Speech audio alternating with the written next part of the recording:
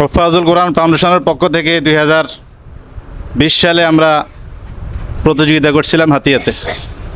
এরপরে মাঝখান দিয়ে 2-1 বছর বাদ গেছে, তারপরে আবার জাহাজমারা কোরআন আল ফাউন্ডেশনের উদ্যোগে 2 বছর প্রতিযোগিতা হয়েছে, ধারাবাহিক আমাদের চলতে থাকবে।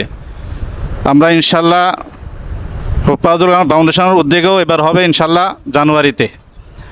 তো এইভাবে যদি বারবার যদি আমাদের যদি প্রতিযোগিতা হয় তাহলে ছাত্রদের ফায়দা হবে, ছাত্রদের পিছনের পড়া ইয়াদ হবে। ছাত্ররা কীভাবে পড়বে, কোন তর্জ পড়বে, কোন লাহানো পড়বে, কীভাবে পড়বে, এগুলা ছাত্ররা প্রতিযোগিতা থেকে শিখে নেয়।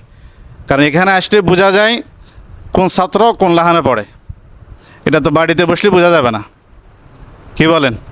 বাড়ি থেকে বসে কি বোঝা যাবে?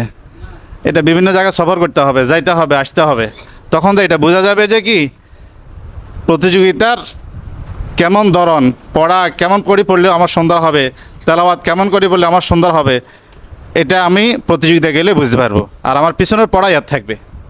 এই জন্য আমরা প্রত্যেক প্রতিযোগিতায় করার জন্য চেষ্টা করব।